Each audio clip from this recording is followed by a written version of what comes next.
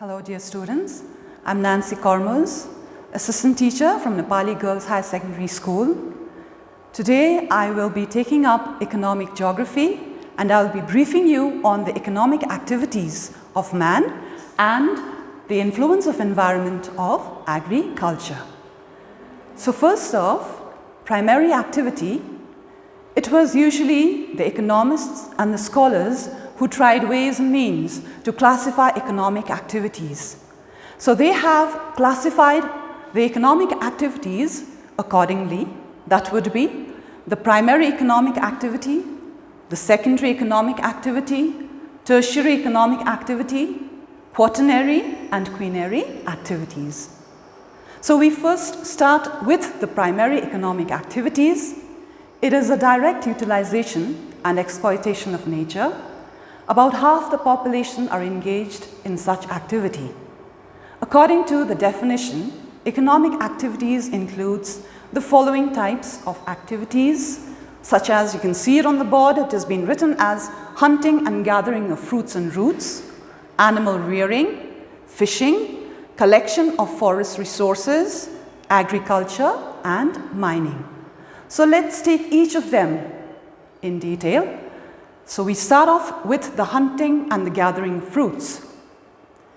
The people usually used to live by hunting and gathering of fruits and roots of the forest, and most primitive type of activity is usually being done in this category.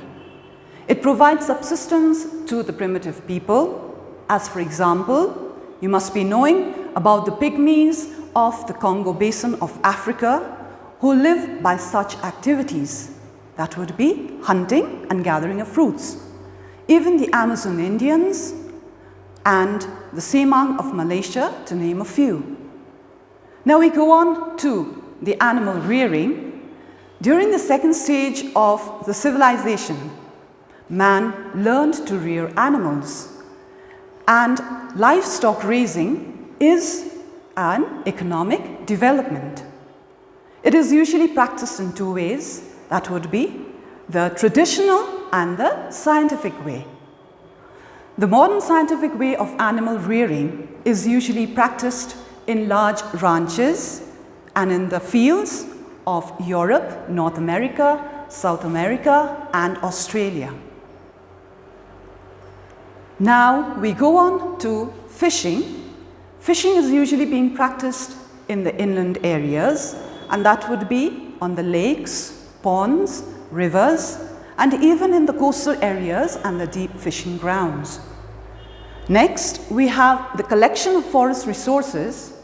The people usually happen to collect some medicinal plants and herbs from the forests. So a whole lot of collection of forests are being done in the primary economic activity. Agriculture, as you all know, in simple terms, it means the tilling of the soil in order to produce crops. And usually the people happen to live on agriculture. Half the population is being engaged in agriculture. Next, we have the mining, and in the mining, a whole lot of people are engaged in the mining areas of the world. And the main importance of such activities is that it paves way for the secondary activity by supplying raw materials and natural products to the industries. Food supply is solely dependent on this activity, and majority of the people rely on such activity. Now this is very interesting that you can see that the primary economic activity, the ones who work in such primary economic activity, are also called the red collar workers. Now moving on to the secondary economic activity, it involves in the processing of raw materials collected from the primary activity.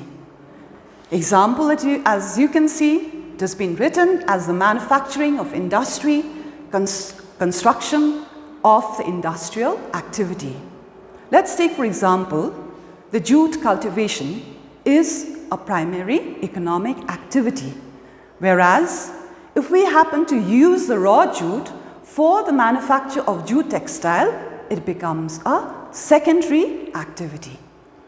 The main importance of the secondary activity is that the profit and wages are higher, and the nature of the work has been changing due to technological development.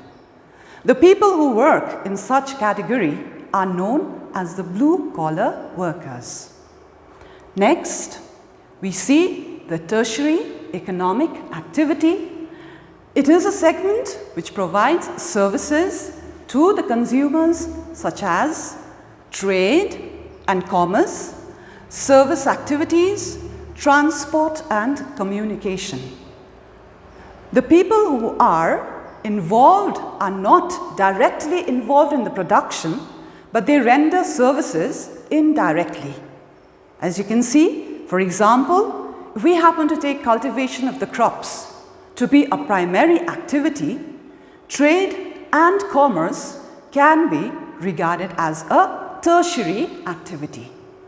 The main significance helps in the economic development and the application of technology.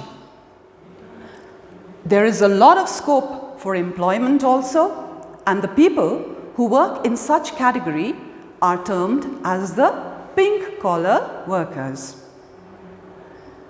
The main advanced form of service that are knowledge-oriented and involve a whole lot of technical skill constitutes the quaternary activity.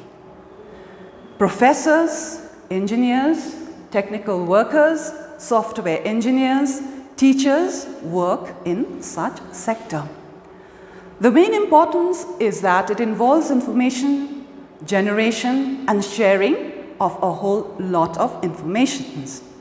The people, the ones who work in such categories, are known as the white-collar workers. Finally, the highest level of activity constitutes the quaternary activity, and it involves top-level decision and policy making and consultation. As for example, the doctors, the top-level researchers, the consultants belong to this category. And that is why the ones who are engaged in such category are called the gold-collar workers. This sector generates the highest income. So let me sum up that the primary economic activity, the people who work in such primary economic activity are called the red-collar workers. People who are engaged in the secondary economic activity are called the blue-collar workers. People who are engaged in tertiary are known as the pink-collar. People who are engaged in the quaternary are known as the white-collar workers. And the people who are engaged in the quaternary economic activity are known as the gold-collar workers. Now moving on, the influence of environment on agriculture, we can see that the environment happens to play a very important role in determining the type and extent of the agricultural activity. The environmental conditions are usually being classified into two groups, such as the physical environment, as you can see on the board, the physical environment, and the non-physical environment, or sometimes it is called the cultural environment also. So let's deal with the physical environment. What does it say? The physical environment happens to have three categories. That would be topography, soil, and climate. So let's take each one of them in detail. What is topography? Topography is a landscape feature that exerts tremendous influence on agriculture.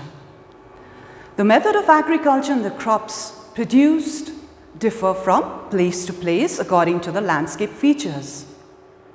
Farming are usually being practiced on the level land. As you all know, that the level land happens to have deep fertile soil, and therefore the world's most important agricultural regions have been developed on such lands.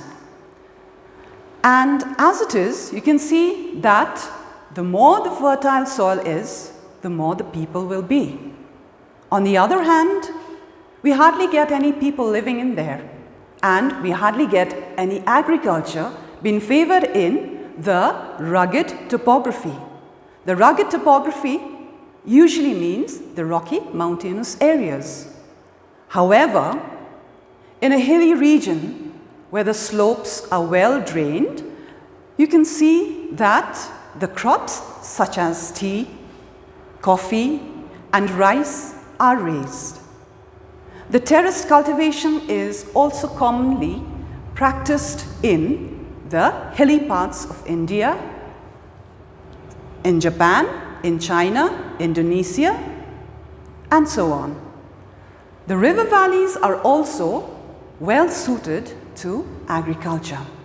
So that is why, in order to have agriculture, we should have a good level land. So that's why the term topography. Now moving on to soil.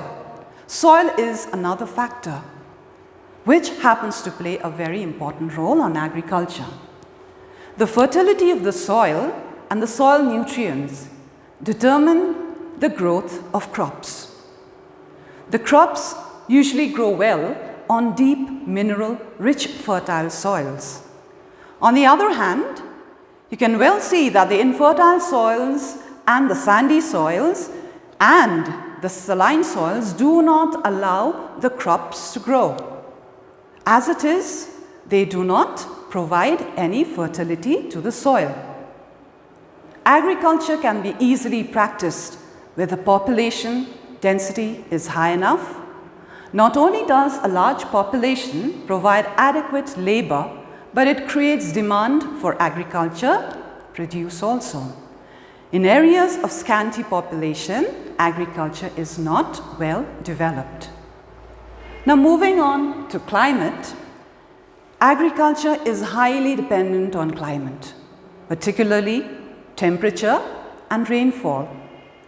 In regions of extremes, such as in the desert areas, in the tundra regions, the cold areas, crops cannot be grown well. On the other hand, a wide variety of crops can be grown under moderate conditions of climate. Crops differ due to climatic variables, and it is for this that the different types of climates, they provide a variety of crops in areas all over the world. Now moving on to the non-physical or the cultural environment. As we all dealt, the one that we just did right now was on the physical environment. That would be topography, soil, and climate. So as I told earlier, let's move on to the non-physical or the cultural environment. That would be population. So density of population exerts some influence on agricultural activities. As discussed earlier, that more the population, more the agricultural labor. It has a direct impact on the supply of agricultural labor, and one of the main reasons for the cultivation of rice and tea plantation in Southeast Asia is availability of the cheap labor. The dense population therefore creates demand for agricultural products. Now we go on to the economic condition. The economic condition of a nation greatly determines the extent and type of agricultural activities. For instance, insufficient capital. So what does that mean? Insufficient capital. If we do not have proper money, what happens? It does not favor agriculture. In advanced countries, extensive mechanized farming is possible due to the absence of capital. On the other hand, in the lesser developed countries, agriculture is more of the subsistence type. We move on to the technological development. This type of farming and the advancement of agriculture are highly related to technological development. As you can see, that everything depends on technology in the day right now. So if a country is technologically advanced, automatically, whole lot of things are going to be in advance, such as the modern methods of farming can be carried out. The advancement of technology helps to bring new areas under farming. Let's take, for example, the modern inputs, such as the high-yielding variety seeds, and that can be written or told as HYV seeds. The chemical fertilizers, the pesticides, and the insecticides, they greatly increase the yield of crops. Finally, we come on to the governmental policy. Now, the government happens to play a very important role in such matters. It often affects agriculture. Agricultural credit supplied to the farmers by the government encourages them to take up cultivation of crops. Subsidies and tax relief also helps to encourage farming. Thus, the government takes an active part in propagating new findings and awakening the farmers for the new methods of cultivation. So let's sum it up that the environment happens to play a very important role, and we have the physical environment as well as the non-physical environment. As we deal with the physical environment, it deals with topography, soil and climate. When we deal with the non-physical or cultural, it deals with the population, the economic condition, technological development and governmental policy. To give you a gist of what we did today, we usually happen to say that the economic activities of man, a whole lot of things are going on. And the economists and the scholars have tried their best to explain the economic activities into 5 such categories. That would be the primary economic activity, the secondary economic activity, the tertiary, the quaternary and the quaternary activity. So what does primary activity mean? It usually deals with hunting, gathering of fruits, animal rearing, fishing, collection, agriculture, mining and so on. For the secondary activity, we happen to deal with the manufacturing industry, construction industry. With the tertiary, we deal with trade and commerce. With the quaternary, we deal with professional services. With the quaternary, we deal with the research work. And again, as told earlier, I told that the persons who are engaged in such activities accordingly are given such names, such as for the primary workers, they are known as the red collar workers. For the secondary, they are called as the blue collar workers. For the tertiary, they are known as the pink collar. For the quaternary, we call it to be the white collar. And for the quaternary, we call it to be the gold collar workers. And moving on to the influence of environment in agriculture, we saw that it dealt with the physical environment and the non-physical environment, or it can be said as the cultural environment. So for the non-environment, physical environment, we have the topography, the soil and the climate, and for the non-physical, we have the population, economic condition, technological development, governmental policy. So students, I hope you all must have understood whatever we did it. So I hope that you will be able to catch a whole lot of these contents in your forthcoming examinations. So till then, stay home, stay safe, and God bless.